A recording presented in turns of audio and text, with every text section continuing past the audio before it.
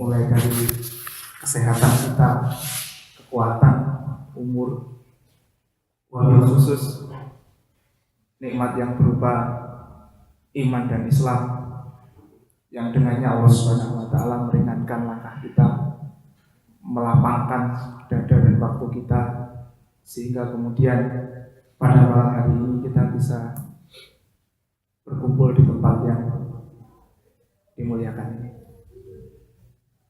Semoga duduk kita di majelis ini dicatat sebagai duduk kita di dalam majelis zikir dan majelis ilmu, di mana Rasulullah sampaikan, Allah Subhanahu wa Ta'ala memerintahkan para malaikat untuk menaungkan sayap-sayapnya, memohonkan ampun orang-orang yang hadir ke dalamnya, menyebut namanya di antara para penghuni langit, sampai kemudian majelis itu berakhir dan mereka beranjak darinya. Selanjutnya, sholawat dan salam marilah selalu kita sampaikan kepada Rasulullah Muhammad sallallahu alaihi wasallam yang telah mengemban misi dakwah Islam ini, gitu. Sehingga kemudian dinul Islam itu sampai kepada kita semuanya di zaman ini yang jauh dari beliau, yang bahkan kita tidak pernah bertemu ataupun melihat langsung beliau. Saudara-saudaraku semua yang dirahmati Allah,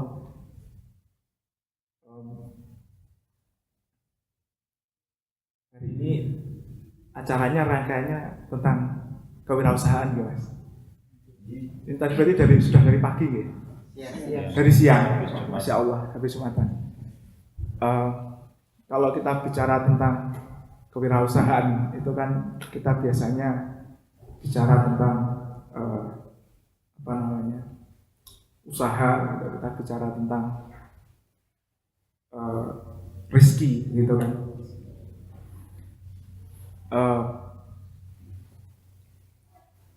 Kalau kita bicara tentang rezeki, ada satu ayat di dalam Al-Quran itu yang menarik, gitu. Yaitu di dalam Quran surat 11 ayat ke-6. Allah Subhanahu wa Ta'ala berfirman, a'udzubillahi minasyaitonir rajim, wa ma min dabbatin fil ardi illa 'alallahi rizquha. Jadi, dan tidaklah wa ma min dabbatin, di antara dabbah, gitu, yang ada di bumi, fil ard. Jadi kalau para mufassir itu sebagian menafsirkan bahwa dabbah itu adalah binatang yang melata, yang bergerak dengan perutnya, begitu kan, yang dipandang hina di mata manusia. Wa ya'lamu mustaqarraha wa mustauda'aha, gitu kan. Yang dia mengetahui tempat berdiam binatang itu dan tempat penyimpanannya. Jadi Allah dalam ayat ini menyampaikan bahwa bahkan di bumi ini binatang-binatang yang melata pun, yang kita pandang hina, gitu ya, yang bergerak dengan perutnya yang hina di mata manusia, itu rezekinya Allah jamin. Wa 'alallahi rizquha, gitu, illa 'alallahi rizquha, gitu. Seakan-akan Allah ingin menyampaikan bahwa kalau binatang yang dianggap hina di mata manusia itu Allah jaga rezekinya, Allah jamin rezekinya. Bagaimana dengan makhluk yang Allah ciptakan dalam bentuk yang terbaik, begitu ya. Kita manusia ini oleh Allah diciptakan dalam bentuk yang terbaik, begitu. Kalau kita baca di surat Tin itu kan Allah sampaikan bahwa Allah ciptakan manusia itu dalam bentuk yang sebaik-baiknya, begitu. Allah ciptakan manusia dengan tangannya sendiri, kemudian ditiupkanlah ruh ke dalamnya dari dirinya, gitu. Lalu kemudian untuk menegaskan bahwa derajat manusia itu tinggi, Allah perintahkan kepada para malaikat dan kepada iblis untuk bersujud kepadanya. Jadi kalau binatang yang melata saja dijamin rezekinya, bagaimana dengan yang paling mulia di antara ciptaan-ciptaan itu, gitu kan? Tentu Allah pasti menjamin. Nah, cuma kadang kita sebagai manusia sering salah persepsi tentang tentang rezeki. Gitu. Biasanya yang masih jomblo kadang salah persepsi. Gitu kan. Mas, kapan nikah? Loh, nanti mau saya kasih makan apa anak istri saya? Gitu kan. Itu kesalahannya di mana? Saya mau kasih makan apa gitu. Gitu kan. Padahal yang memberi makan siapa? Yang memberi rezeki Allah Subhanahu wa taala. Seringkali kita yang jadi pegawai, termasuk saya pegawai sebenarnya, PNS gitu. Kita mengira bahwa rezeki kita itu ya gaji yang kita terima tiap bulan itu. Kadang ada juga yang mengira bahwa rezekinya tergantung dari majikannya. Padahal sebenarnya kalau kita cermati ya, rezeki itu bukanlah sesuatu yang kita simpan. Kita kadang bekerja gitu. Ada orang yang bekerja giat, keras membanting tulang sampai capek, sampai tulangnya linu-linu gitu kan. Sehingga kemudian dia bisa menabung uang banyak, membangun usaha dengan kerja keras yang luar biasa gitu kan. Sabtu Minggu bekerja, sehari cuma tidur sekian jam gitu kan, untuk ngurus usahanya, sehingga kemudian dia bisa menabung uang miliaran gitu kan. Tapi kemudian ketika dia mendadak meninggal gitu kan, apakah uang itu bisa dia nikmati? Tidak. Apakah bisnis itu kemudian bisa dia nikmati? Tidak. Itu bisa jadi menjadi hak ahli warisnya, ataupun juga bisa menjadi milik, jatuh ke tangan lawan bisnisnya dulu gitu kan. Allah punya tidak terhingga cara untuk mendistribusikan rezekinya. Rezeki itu juga bukanlah sesuatu yang tergambar dari angka gaji gitu. Mungkin ada yang kerja di perusahaan minyak atau perusahaan multinasional yang luar biasa, gajinya sebulan ratusan juta, 200 juta katakanlah. Tapi apakah rezekinya itu juga 200 juta? Kan belum tentu. Gitu kan. Bisa jadi ketika dia mau makan, Pak, hati-hati, nanti gulanya naik.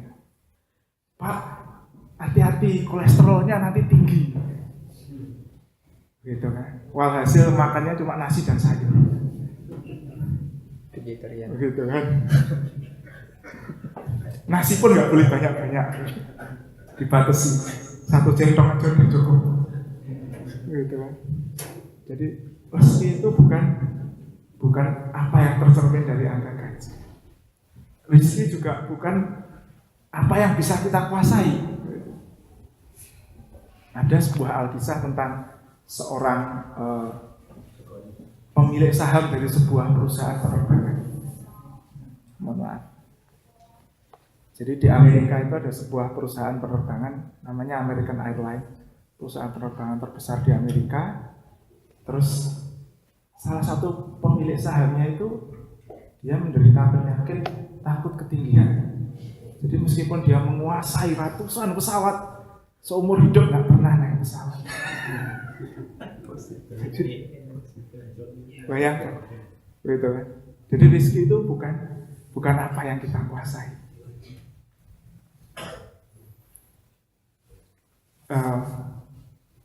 Rezeki itu sebenarnya soal apa yang bisa kita rasakan. Rasulullah pernah bersabda ya, dalam sebuah hadis riwayat Muslim,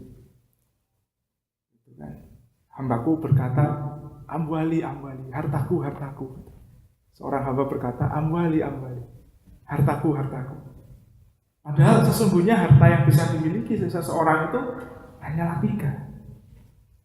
Makanan yang dia makan sampai habis, pakaian yang dia kenakan hingga kemudian menjadi usang, dan apa yang dia sedekahkan sehingga kemudian ia menjadi betul dimilikinya karena menjadi bekal nanti di hari akhir.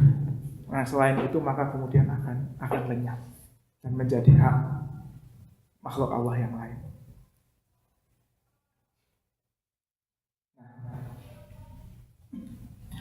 Saudara-saudaraku sekalian, makanan bisa dibeli. Gitu kan. Kita bisa, kalau punya uang kita bisa beli makanan yang mahal-mahal, ya, makan di restoran paling mahal.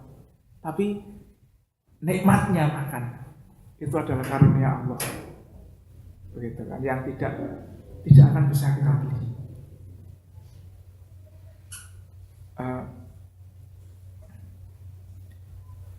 Kasur bisa kita beli.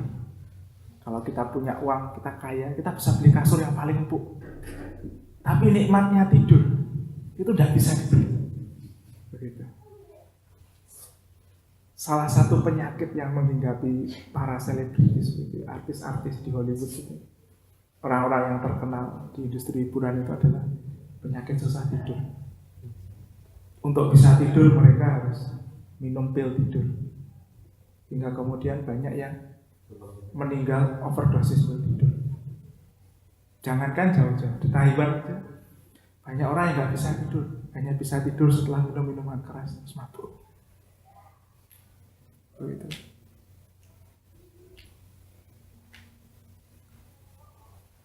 Jadi kenikmatan dari apa yang kita terima, rezeki yang kita terima itu tidak bisa kita beli. Itulah karunia Allah. Begitu.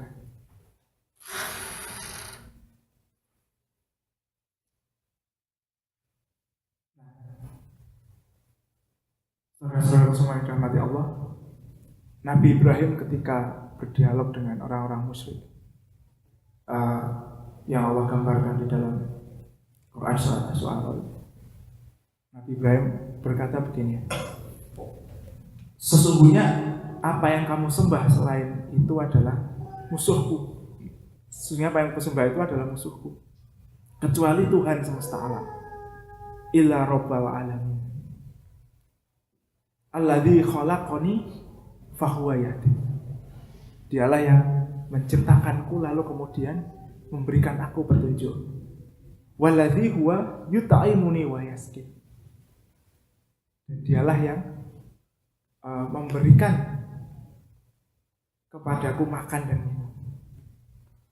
Jadi lalu Nabi Ibrahim juga mengatakan wa idza maritu fahuwa yashfi. Dan ketika aku sakit maka dialah yang menyembuhkan.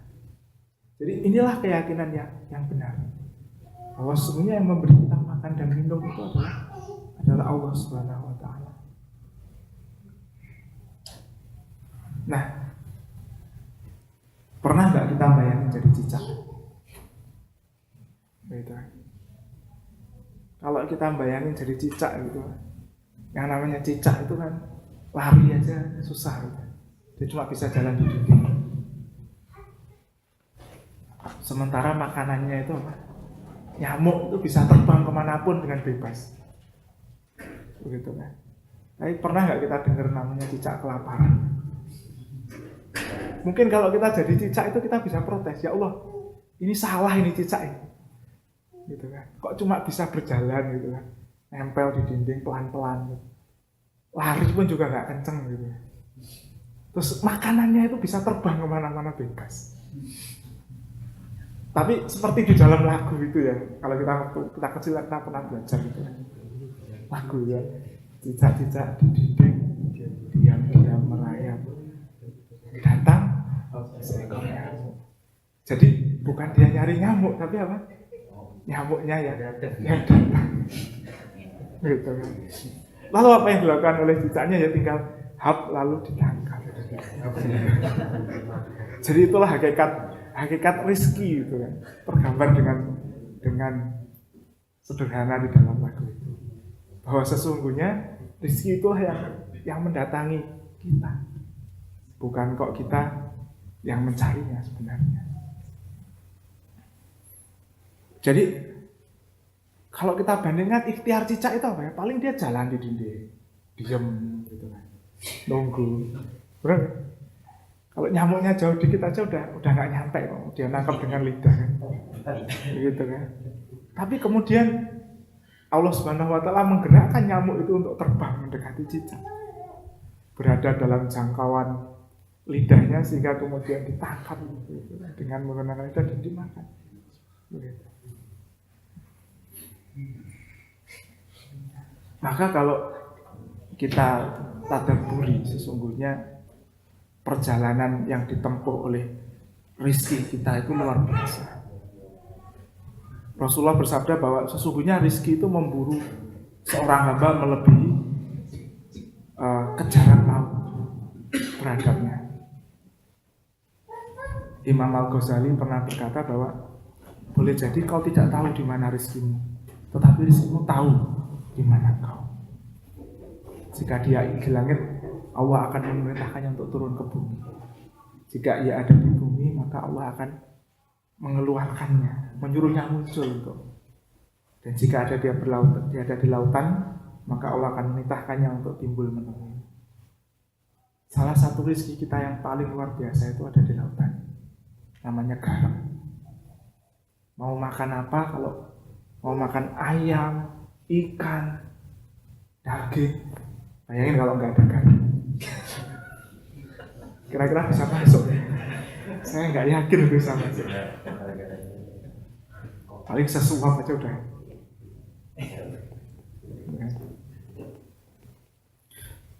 Nah, bayangkan kalau menurut ahli kimia itu garam itu terdiri dari dua senyawa, dua unsur. Satu namanya sodium atau natrium, satu namanya klorida. Yang namanya sodium itu termasuk unsur logam. Dan menurut para ahli, yang namanya logam itu tidak mungkin terbentuk. Kalau kita lihat surat Al-Hadid itu kan Allah berfirman bahwa dan kami turunkan besi. Jadi besi yang ada di bumi dan logam yang lain itu sesungguhnya tidak terbentuk di bumi, tapi Allah turunkan. Karena sesungguhnya logam-logam ini hanya bisa terbentuk di dalam bintang-bintang yang ukurannya jauh lebih besar dari matahari. Jadi bayangkan unsur-unsur yang ada di bumi ini, yang namanya natrium yang membuat garam itu datang dari bintang yang jauh, gitu kan. Berjalan berjuta-juta tahun, gitu kan. Ada dalam sebuah meteor kemudian menghujani bumi. Lalu kemudian ketika dia jatuh ke bumi, butuh berjuta-juta waktu tahun juga kemudian untuk bergerak sehingga dia ketemu dengan pasangannya yaitu klorida. Klorida ini sebenarnya kalau sendirian dia adalah gas yang beracun. Setelah mereka bertemu kemudian mereka terbawa oleh air, larut di dalam air, dibawa masuk sungai, kemudian masuk ke laut, beratus-ratus ribu tahun. Kemampul itu bahasa Indonesianya apa ya? Mengapung di lautan, terapung-apung di lautan. Sampai suatu hari seorang petani garam di Madura gitu kan, membuka tanggulnya untuk mengalirkan air laut ke tambak-tambak garam. Lalu kemudian si garam ini masih menunggu berhari-hari sampai musim kemarau sehingga air lautnya menguap dan kemudian dia diseroi gitu kan, dikumpulkan gitu ya, kemudian dijual ke perusahaan PT Garam itu, kemudian dibersihkan, diolah, ditambah yodium, dipak gitu kan, sampai ke pasar gitu kan. Lalu kemudian dibeli oleh ibu kita, istri kita, kemudian masuk ke dalam makanan dan sampai di atas piring kita. Luar biasa perjalanannya, gitu kan. Maka kemudian salah seorang salafus salih dari Damaskus pernah berkata begini: gandum dari Najd, garam dari Marw, minyak dari Gaza, dan air sungai Yordan. Betapa hamba adalah makhlukmu yang paling kaya, wahai Rabbana. Jadi kalau kita perhatikan, kalau sekarang kita di Taiwan, kita makan nasi, kemudian ada sayur, ada lauknya, daging. Kita bisa bayangkan, berasnya dari Vietnam, sayurannya dari Taiwan, dagingnya itu impor dari Australia, gitu kan. Perjalanan yang ditempuh oleh rezeki kita sampai pada kita itu luar biasa. Masya Allah. Nah, kalau sebenarnya rezeki itu datang kepada kita, terus untuk apa kita bekerja? Itu kan pertanyaannya. Karena kadang kita juga salah persepsi bahwa bekerja itu adalah sebab musabab kita mendapatkan rezeki. Marilah kita kembali menengok sejarah sebuah kisah yang agung tentang keluarga Khalilur Rahman, orang yang paling dekat dengan Ar-Rahman, yang dekat dengan Allah Subhanahu wa taala, yaitu Nabiullah Ibrahim. Nabiullah Ibrahim itu menikah dengan istri beliau yang pertama, lama tidak dikaruniai anak. Kemudian ketika beliau dalam perjalanan di Mesir, gitu ya, itu kemudian banyak terjadi peristiwa di situ. Akhirnya beliau kemudian menikah, mendapatkan seorang budak. Lalu kemudian istri beliau meminta beliau untuk menikah dengan budak ini, Ibunda Hajar, gitu, agar beliau memperoleh keturunan, yaitu Ismail. Lalu kemudian ketika Ismail itu masih bayi, masih menyusu, Nabi Ibrahim mengajak mereka untuk pergi di suatu tempat yang tandus, tak ada hewan, tak ada tanaman waktu itu, lalu meninggalkannya di sana, di dekat rumah Allah yang mulia. Waktu Nabi Ibrahim mau pergi, gitu ya, istrinya itu memegang tangannya sambil bertanya, "Kemana engkau akan meninggalkan kami?" Nabi Ibrahim karena tidak tega, tidak bisa jawab dia. Alhamdulillah istri beliau itu seorang yang sangat salihah. Kemudian bertanya, "Apakah ini perintah Allah?" Mohon maaf. Nabi Ibrahim jawab, "Ya." Lalu kemudian istrinya mengucapkan kalimat iman, kalimat yang menunjukkan keimanannya. Kalau ini perintah Allah, pasti Allah tidak akan menyia-nyiakan kami. Lalu berdiamlah di sana Ibunda Hajar bersama bayi kecil Ismail, hanya makan dan minum menggunakan bekal yang mereka bawa. Lalu kemudian dengan berjalannya waktu, pasti bekal ini kan habis. Ketika bekal itu habis dan kemudian air susu ibunya sudah tidak keluar lagi, maka Ibunda Hajar yang khawatir karena harus menyusui bayinya Ismail ini, kemudian berusaha untuk mencari air atau apapun yang bisa dimakan dari satu tempat ke tempat lain, yaitu dari satu bukit bernama Sofa dan ke bukit lagi bernama Marwa. Beliau berlari bolak-balik sampai berapa kali? 7 kali ya. Tapi kemudian apakah Ibunda Hajar itu menemukan air itu di bukit itu? Kan tidak. Ternyata air itu ada di kaki bayi kecil. Air zam-zam, mata air zam-zam itu kan keluar di bawah kaki bayi kecil. Kalau kita jadi Bunda Hajar, mungkin kita akan protes gini, "Ya Allah, wong saya ini sudah lari-lari ke sana kemari, kok ya ada di sini." Tapi kan tidak. Gitu kan. Jadi bayangkan bahwa usaha beliau yang beliau lakukan itu ternyata airnya tidak ada di situ. Airnya ada di bawah kaki anaknya. Tapi apakah kemudian usaha beliau berlari sampai 7 kali bolak-balik itu sia-sia? Tidak. Buktinya apa? Sampai saat ini itu menjadi sebuah ibadah yang disyariatkan bagi kita semuanya. Bagian dari ritual haji yang agung. Jadi makna bekerja yang pertama dalam Islam itu adalah untuk ibadah. Jadi kita bekerja itu tujuannya bukanlah untuk sebagai sebab musabab kita mengambil rezeki, bukan. Kita bekerja yang pertama sebagai sebuah ibadah pada Allah Subhanahu wa taala. Belum tentu, tidak harus gitu ada hubungan sebab akibat antara kerja kita dengan rezeki yang kita peroleh.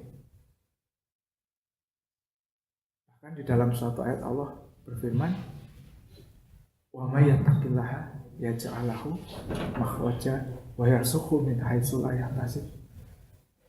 Dan barang siapa yang bertakwa kepada Allah, maka Allah akan jadikan padanya jalan keluar, kemudahan, jalan keluar bagi masalah yang dihadapi, kesulitan yang dihadapi, dan Allah berikan kepadanya rezeki dari arah yang tidak dia duga. Artinya kalau kita menduga rezeki di utara dan kita bekerja ke arah utara, kita berusaha ke utara, rezekinya datang dari timur, barat atau selatan. Jadi itu yang pertama. Kita bekerja itu adalah ibadah.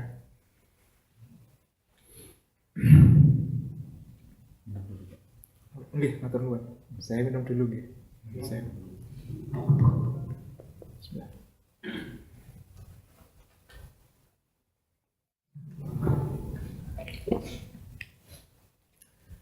Karena bekerja niku ibadah, gitu kan. Maka Islam mengajarkan kepada kita tentang ikhlas, ihsan dan itqan.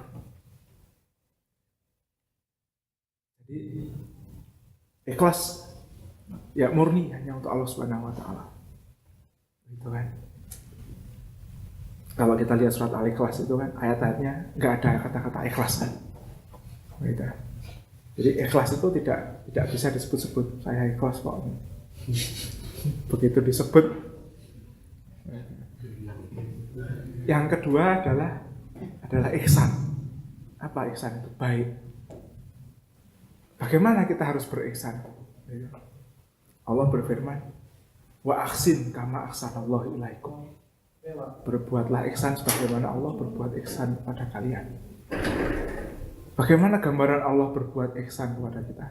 Allah memberikan kepada kita lebih dari apa yang kita minta.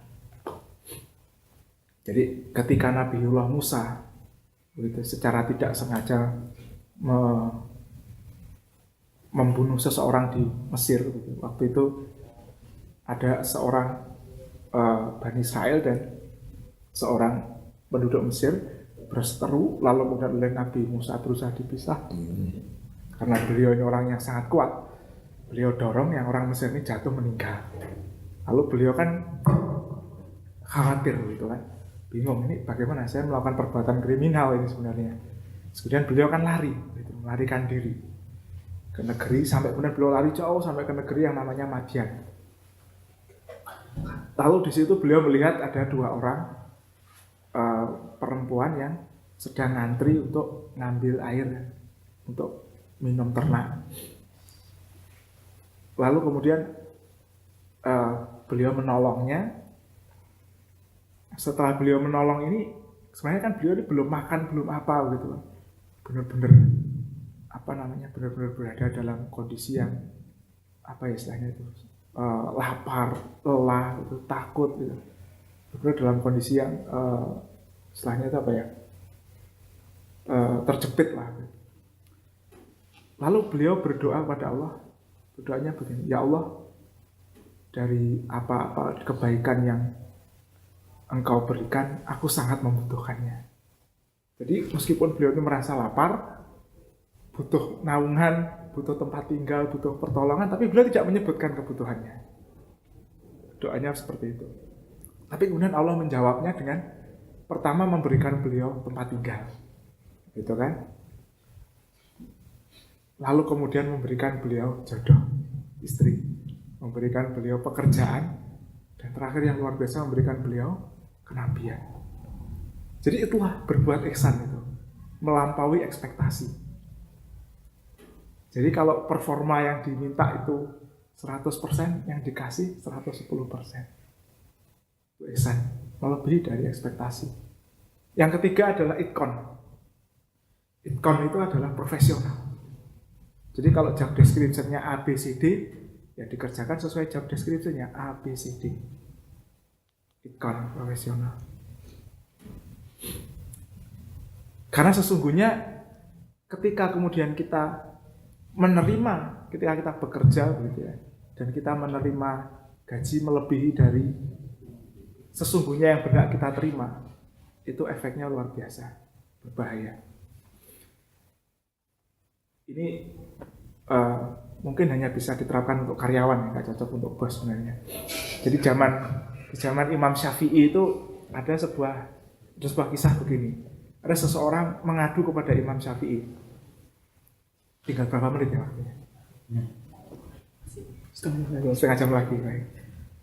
Mengadu begini, ya wahai Imam Syafi'i, saya ini bekerja, gaji saya 5 dirham. Dirham itu kan perak ya. Mungkin sekarang 1 dirham itu berapa ya?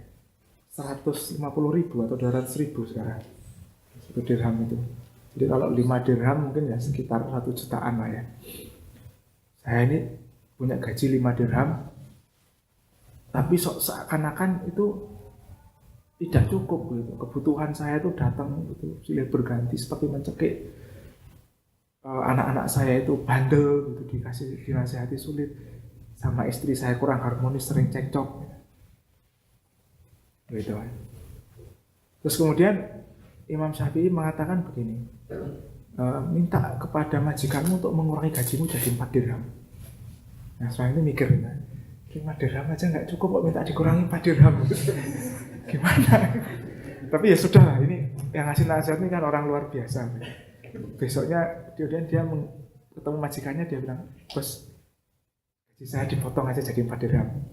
Bener Pak? Gitu. Ya bos, nggak apa-apa. Akhirnya kemudian jarak berapa lama dia kembali lagi ke Imam Syafi'i. Wahai Imam Syafi'i, saya sudah melakukan nasihatmu, gaji saya sudah turun jadi 4 dirham. Tapi kok ya saya masih merasakan yang sama, gitu. Anak saya juga masih susah dinasihati, gitu. Lalu kemudian istri saya kok juga masih mut-mutan, gitu. Masih juga sering nggak harmonis lah. Gitu. Seperti juga kemudian Imam Syafi'i menasihati lagi gini. Kalau gitu minta diturunin jadi 3 dirham. Lalu kemudian dia ngadu bosnya lagi, bos gaji saya diturunin lagi 3 dirham. Wah ini kalau karyawannya kayak gini semua itu untungnya gede. Tapi kemudian jarak 1 bulan kemudian orang ini menghadap lagi ke Imam Syafi'i. Ya Imam Syafi'i, ya Syekh gitu. Sesungguhnya engkau benar. Sekarang saya merasakan luar biasa. Gaji yang 3 dirham itu cukup, bahkan terasa berlimpah. Anak-anak saya juga taat gitu, dinasihati mudah. Saya juga hubungan saya dengan istri saya baik, harmonis. Kok bisa ya? Yang 5 dirham nggak cukup, tapi yang 3 dirham cukup. Imam Syafi'i tanya begini, pekerjaanmu itu apa? Saya itu pekerjaannya cuma nungguin barang. Saya ya nunggu sambil ya santai-santai. Lah ya itu, kamu santai-santai kok minta 5 dirham gitu. 3 dirham aja kan cukup gitu. Makanya benar Imam Syafi'i menjawab dengan begini, jawaban Imam Syafi'i itu seperti ini. Sesuatu yang haram ditambahkan ke yang halal, dikiranya akan menjadi banyak. Tapi sesungguhnya sesuatu yang haram masuk ke dalam yang halal tidak lain kecuali merusaknya. Begitu. Jadi ketika kemudian apa yang tidak berhak dia terima itu dipisahkan, begitu kan, muncullah keberkahan dari apa yang diterima itu. Jadi sekali lagi keberkahan itu bukan dari jumlahnya, gitu kan. Jadi rezeki itu yang menentukan bukan dari jumlahnya, tapi dari keberkahannya. Tapi ini tidak berlaku untuk yang jadi pengusaha ya. Nanti, kamu ini kerjanya gini, gajimu, kondisi keluargamu kayak gitu, gajimu tak potong aja. Nggak bisa. Nggak tepat gitu ya. Yang kedua, di dalam agama kita, bekerja itu adalah bersyukur. Allah Subhanahu wa Ta'ala di dalam surat Saba itu berfirman tentang keluarga Daud gitu kan. Jadi Allah itu kan mengajarkan kepada Nabi Daud bagaimana membuat baju besi. Lalu Nabi Daud gitu, meskipun sudah menjadi raja gitu, rajanya Bani Israel, beliau tetap menafkahi keluarganya dengan kedua tangannya dari usahanya membuat baju besi. Jadi tanpa bekerja itu Nabi Daud sudah cukup gitu. Tapi kemudian beliau bekerja sebagai rasa syukur beliau. Karena itulah Allah sampaikan di dalam Al-Quran, I'malu ala Dauda syukro. Bekerjalah wahai keluarga Daud untuk bersyukur. Wa qalilum min ibadiyas syakur. Jadi sungguh sedikit di antara hamba-hambaku itu yang bersyukur. Jadi bekerja itu untuk apa? Untuk bersyukur. Begitu kan? Di antara para nabi-nabi, sesungguhnya ada 2 orang yang ujiannya dalam hidupnya itu adalah bersyukur, yaitu Nabi Daud dan Nabi Sulaiman. Kita ingat Nabi Sulaiman itu doanya kan, ya Robku karuniakanlah kepadaku kerajaan yang tidak akan kau karuniakan kepada orang setelahku. Jadi kebesaran dan kemegahan serta kehebatan kerajaan Nabi Sulaiman itu tidak akan ada lagi sesudahnya. Dan Nabi Sulaiman kemudian mengatakan bahwa sesungguhnya yang aku terima dari Robku ini adalah ujian bagiku untuk bersyukur. Jadi bekerja untuk bersyukur. Yang ketiga adalah bekerja agar kita bisa mandiri dalam beramal, begitu kan? Beramal ibadah, jadi agar mandiri dalam beribadah. Karena sesungguhnya beribadah itu butuh biaya. Sholat aja butuh biaya untuk nutup aurat, begitu kan? Haji apalagi butuh biaya. Zakat, nah itu juga ibadah dalam bentuk harta. Kalau tidak ada harta tidak bisa disakatin, namanya mustahil ya. Berhak menerima zakat. Sebuah kisah yang menarik yang terjadi dalam masa pemerintahan Khalifah Umar bin Khattab.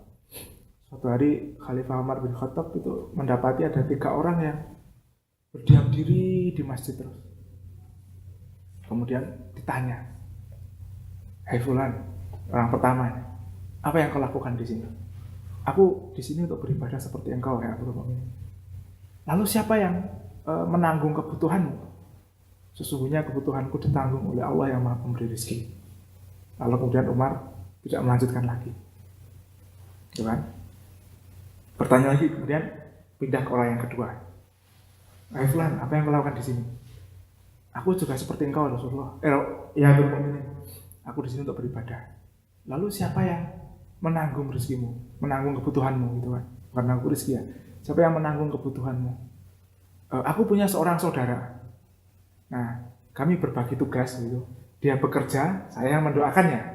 Nanti hasilnya dibagi 2." Gitu. Ini ada kawan-kawan gitu. Lalu Umar bin Khattab ketawa gitu. Bisa jadi saudaramu yang bekerja itu lebih bertakwa, lebih baik daripada kamu, lebih beribadah daripada, lebih taat beribadah daripada kamu. Lalu kemudian orang yang ketiga, beliau tanya, "Hei fulan, engkau apa yang kau kerjakan di sini?" Yang ketiga juga menjawab bahwa dia berada di tempat di masjid itu untuk beribadah. Lalu kemudian Umar juga bertanya dengan menanyakan pesan yang sama yang kedua. "Lalu siapa yang menanggung kebutuhanmu?" Gitu. Yang terakhir dia menjawabnya begini, "Ya alhamdulillah hamdul mukminin. Selama ini saya tidak kekurangan suatu apapun, tiap hari ada aja yang ngasih gitu kan. Ada yang ngasih makan tiap hari itu alhamdulillah." Orang yang ketiga ini menjadi pendang keluar masjid ya. Kenapa? Karena orang yang ketiga ini tidak bertawakal kepada Allah, tapi bertawakal kepada makhluk. Gitu kan? Orang yang pertama tadi tidak diapa-apain, cukup gitu, karena pemahamannya benar. Dia bertawakal resminya pada Allah Subhanahu Wa Taala. Tapi yang ketiga ini dia menggantungkan dirinya, mengharapkan pemberian makhluk. Oleh karena itu kemudian dia disuruh keluar dari masjid, lalu kemudian diberikan alat untuk bekerja. Gitu. Jadi itu tidak mandiri gitu. Gitu. Kemudian Abdul Mumin mengatakan bahwa bekerjamu itu lebih baik daripada itikafmu di masjid ini sebulan penuh. Gitu. Jadi bekerja itu kita agar bisa mandiri dalam beramal. Yang kesannya adalah bekerja sebagai jalan rezeki bagi sesama. Jadi inilah sebenarnya makom dari Khalifatullah fil ardh. Ketika Allah menciptakan manusia ini kan Allah tugaskan manusia ini 2, satu menjadi khalifah di muka bumi, yang kedua adalah untuk beribadah. Tugas sebagai khalifahnya adalah mengelola bumi ini, sehingga kemudian bisa memberikan manfaat kepada makhluk yang lain. bernama Usamah bin Laden. Gitu kan. Ayahnya Usamah bin Laden itu namanya Muhammad Awad bin Laden, pemilik salah satu perusahaan konglomerat terbesar di Arab Saudi, namanya Saudi bin Laden Corporation. Kalau ada pembangunan di Masjidil Haram atau di Masjid Nabawi, biasanya kontraktornya dari Saudi bin Laden. Pada masa Raja Fat itu mengadakan sebuah tender untuk jasa kebersihan di Al-Haramain, gitu ya, Masjidil Haram dan Masjid Nabawi. Lalu kemudian Saudi bin Laden Corporation ini ikut tender. Lalu kalau kita tender itu kan kita harus mencantumkan gitu kan, berapa biaya tendernya. Lalu di dokumen tendernya, pengajuan tender Saudi bin Laden Corporation oleh Muhammad Awad ditulis 0 rial, gitu kan. Jadi bayangin, karena kalau kita tender gitu kan cari yang punya kerjaan kan dicari yang biayanya paling sedikit kan. Jadi tentu dia yang menang. Cuma Raja Fat bilang nggak bisa gini ya, harus ada biayanya. Jadi kemudian dibalikin lagi. Lalu oleh Muhammad Awad ditulis 1 rial per tahun gitu. Jadi setiap tahun itu kerajaan cuma membayar 3.800 rupiah kepada Saudi bin Laden Corporation untuk jasa membersihkan Masjidil Haram dan Masjid Nabawi, mengangkuti air Zam-Zam dan lain sebagainya. 3.800 rupiah. Karena mereka paham bahwa khidmahnya itu merupakan jalan kebaikan. Ada lagi seorang bernama Sulaiman Ar-Rajhi. Sulaiman Ar-Rajhi itu dia pemilik jaringan bank syariah terbesar di Saudi dan Timur Tengah. Namanya Ar-Rajhi Bank. Beberapa tahun lalu pernah mencoba untuk berekspansi ke Indonesia. Saya belum dengar kabarnya apakah jadi atau tidak. Nah, Sulaiman Ar-Rajhi ini setiap bulan Ramadan mendatangkan bertruk-truk kontainer berisi iftar untuk jamaah yang ada di Masjidil Haram dan Masjid Nabawi. Kemudian meskipun dia ini seorang konglomerat yang luar biasa kaya, dia sering secara tidak terduga itu datang ke Masjid Nabawi sore-sore atau ke Masjidil Haram itu sambil nentengin tas itu isinya kue, buah itu untuk dibagi pada jamaah. Dan orang-orang nggak ada yang sadar kalau itu Sulaiman Ar-Rajhi dan termasuk orang paling kaya di Timur Tengah. Jadi bekerja itu sebagai jalan rezeki untuk sesama. Maka kemudian kalau kita berdoa, ya Allah, berikanlah, kita minta kepada Allah, misalnya kita minta rumah, kita minta kendaraan, dan lain sebagainya. Kadang kita lupa bertanya, gitu kan, untuk apa nanti kita gunakan itu. Terus biasanya kalau anak kita mau tanya, minta sesuatu gitu, Pak, aku minta beliin tab, boleh, buat apa? Gitu. Tapi kalau kita berdoa kan kita jarang itu menjawab pertanyaan itu. Ya Allah, saya ini pengen punya mobil, pengen punya rumah, pengen punya macam-macam gitu. Kita jarang bertanya. Kalau sudah kita punya itu, kita mau pakai apa gitu. Sesungguhnya pertanyaan itu harus kita jawab. Dan jawaban itu adalah sesuatu yang bisa memberikan manfaat kepada orang lain di sekitar kita. Itulah makna dari bekerja sebagai jalan rezeki bagi sesama. Yang kelima adalah kita bekerja itu sebagai penggugur dosa. Rasulullah pernah bersabda dalam sebuah hadis At-Tabrani bahwa sesungguhnya di antara dosa itu ada dosa yang tidak dapat dihapus oleh sholat, puasa, haji, dan umroh, tetapi dapat dihapus oleh lelahnya seseorang dalam mencari nafkah. Gitu kan. Jadi bekerja untuk menggugurkan dosa. Yang terakhir adalah bekerja sebagai bagian dari kenikmatan rezeki. Jadi kalau kita perhatikan kisah Bani Israel, saya minum dulu ya.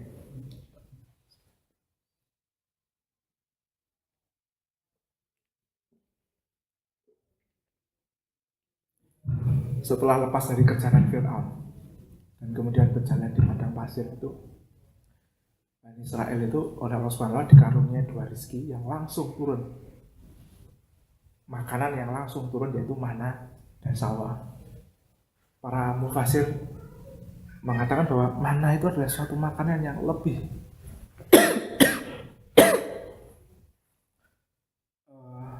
manis dari madu, lebih lembut dari susu, dan lebih sejuk dari salju. Kira-kira apa ya? Kalau madu, salju dan susu kita gabungin jadinya apa? Es krim. Kira-kira es krim gitu ya. Lalu kemudian salwa itu adalah daging burung panggang. Jadi tiap hari mereka makan es krim dan daging burung panggang gitu kan. Tapi apa yang mereka lakukan? Mereka masih minta kepada Nabi Musa. Mereka berkata, "Hei Musa, kami tidak bisa sabar." Gitu kan? Lan nasbiro, kami tidak bisa sabar. Jadi sudah dikasih es krim sama daging panggang tiap hari itu nggak sabar mereka. Dengan satu macam makanan saja. Sebab itu mohonkanlah untuk kami kepada Tuhanmu agar Dia mengeluarkan bagi kami dari apa yang ditumbuhkan oleh bumi, yaitu sayur-sayuran, ketimun, bawang putih, kacang adas, gitu, bawang merah dan sebagainya. Jadi mereka minta supaya mereka itu bisa bercocok tanam. Gitu. Jadi sesungguhnya kelelahan dalam bekerja itulah yang membuat nikmatnya rezeki. Dan ada lagi kisah yang mirip juga, itu kisah kaum Saba. Kaum Saba itu luar biasa kenikmatan yang Allah berikan. Dulu Allah karuniakan sebuah bendungan bagi mereka, yaitu bendungan Ma'arib, yang kemudian di kiri bendungan ada kebun buah-buahan, kurma, anggur, zaitun, tin dan sebagainya. Kemudian di kanannya ada gandum, sayur-sayuran gitu. Atau mungkin kebalik, mohon maaf saya agak lupa. Itu kan.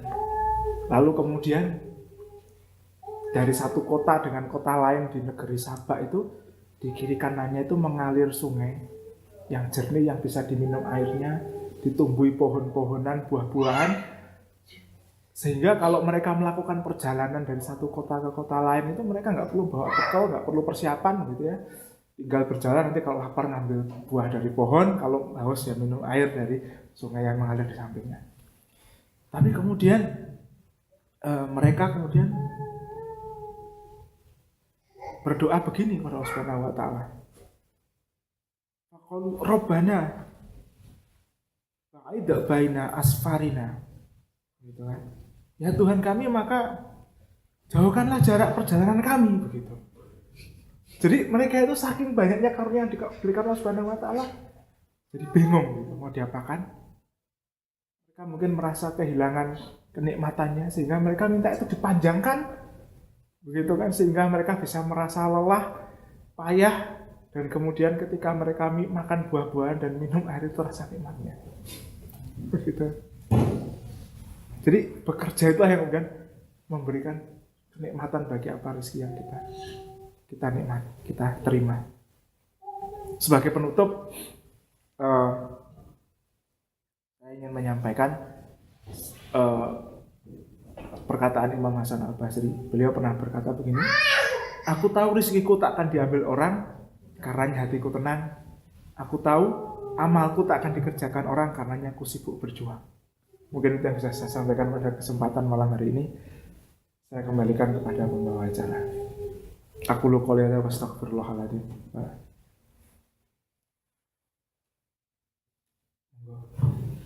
Sampun. Bagaimana? Ada pertanyaan? Ada pertanyaan atau bagaimana? Baik. Jazakallah khairan kasih kepada Ustaz Purnedi yang telah menyampaikan materi yang sangat luar biasa ya, tentang bagaimana bekerja, kemudian juga tentang rezeki dalam kehidupan kita. Baik, mungkin kita masih punya sedikit waktu, atau mungkin untuk Bapak dan rekan-rekan sekalian, kalau ada yang mau diskusikan, mungkin bisa ditanyakan langsung ke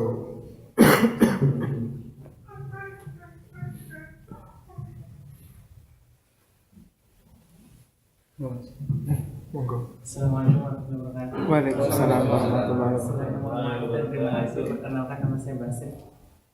Ini mengulas masalah rezeki, saya ingin menanyakan suatu ayat yang dimana berbunyi Bismillahirrahmanirrahim, yang berbunyi seperti ini, Innallaha yarzuqu man yasha'u bighairi hisab. Dan sesungguhnya Allah memberikan rezeki kepada sesiapa yang dikehendaki tanpa perhitungan, kurang lebih begitu ya. Iya.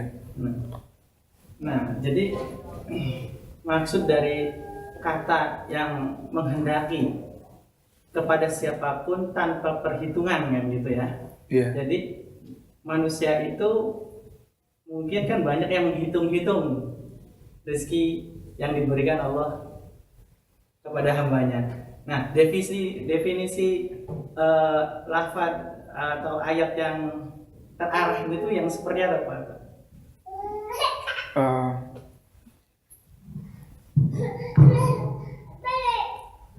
Mungkin begini,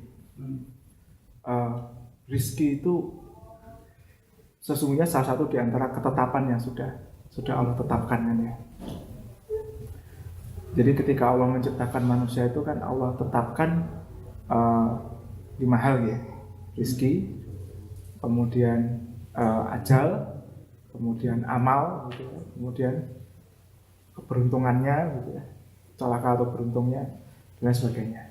Itu merupakan sebuah ketetapan. Jalannya turun rizki itu ada 2. Mungkin ini secara tidak langsung bisa menjawab, semoga. Itu ada di dalam kisah Maryam. Al-Quran mengungkapkan kisah Maryam ada 2 fase ya, sebelum hamil dan setelah hamil, lalu melahirkan. Sebelum hamil, gitu kan, Al-Quran menggambarkan bahwa setiap kali Maryam itu masuk ke biliknya itu ada makanan, sehingga kemudian ayahnya bertanya, dari mana makanan itu? Kemudian Maryam menjawab, makanan itu dari Allah Subhanahu wa taala. Itu karunia rizki. Jadi Maryam tidak perlu bekerja, tidak berusaha, tapi kemudian Allah langsung menyediakan itu. Begitu kan? Lalu kemudian pada waktu Maryam itu ternyata hamil, lalu kemudian sampai kemudian proses melahirkan, ada satu penyesalan yang diungkapkan oleh Maryam. Aduh, celaka aku, gitu kan. Seandainya aku tidak seperti ini, jadi dia menyesali kondisinya yang hamil, gitu, karena pada waktu itu memang norma masyarakat itu kan, masyarakat Yahudi waktu itu kalau hamil tanpa suami itu kan buruk, gitu, sama seperti norma masyarakat kita juga, gitu. Lalu kemudian rasa sakit dari proses melahirkan itu. Lalu kemudian pada waktu beliau melahirkan, Allah kemudian juga menyediakan rezeki kepadanya, yaitu berupa buah kurma, gitu. Tapi Allah kemudian mengilhamkan kepada Maryam agar dia menggoyangkan pohon kurma agar buah kurmanya jatuh. Gitu. Bayangin, buah kurma itu kan, pohon kurma itu begitu kuatnya, gitu. Dan ada seorang wanita hamil setelah melahirkan yang begitu lemahnya disuruh menggoyangkan. Kira-kira kalau saya yang sekuat ini aja menggoyangkan begitu, itu masih sehat, kemudian belum tentu jatuh itu buahnya. Tapi ini dalam kondisi yang lemah kemudian diminta untuk menggoyangkan pun dan buahnya jatuh. Tapi kita bisa melihat perbedaannya, bahwa karena tadi Maryam mempertanyakan ketetapan Allah, Allah kemudian menjadikan usaha begitu ya baginya untuk mencapai rezekinya. Berbeda sebelumnya yang Allah berikan tanpa dia harus berusaha. Kira-kira bisa dibayangkan gitu. Jadi apa ya? Tanpa perhitungan itu masih tetap berada di dalam ketetapan Allah dan kehendak Allah juga. Dan ada hukum-hukum Allah yang mengaturnya pula, gitu. Mungkin ini yang bisa saya sampaikan. Wallahu a'lam bishawab. Terima kasih sebelumnya, Pak. Baik, ada lagi kira-kira yang mau bertanya atau berdiskusi kan? Mas-masnya atau bapak-bapaknya? Cukup? Mungkin ada tambahan atau kalimat penutup dari untuk menutup sesi mabit malam hari ini.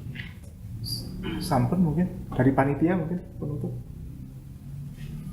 Ada pengumuman atau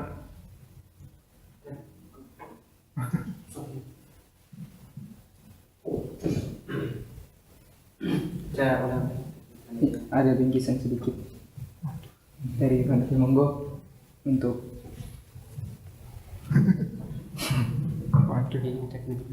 semoga bisa Matur nuwun.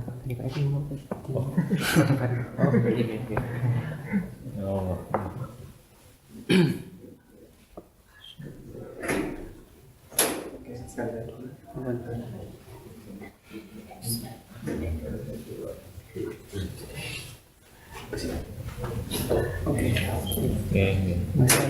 ya. Baik, mungkin sekian untuk agenda kita hari ini, mulai dari setelah Jumat, kemudian kita sambung dengan sesi kedua ini tadi, kultum maksudnya mabit ya, kajian mabit, kajian keislaman. Mudah-mudahan bermanfaat apa yang kita kerjakan hari ini, menjadi sebuah amal ibadah bagi kita. Dan sebelum kita tutup, nanti setelah kita tutup kita ada foto bersama. Dan sebelum kita tutup majelisnya, kita mintakan doa penutup dari Ustadz Gunadi. Saudara-saudaraku,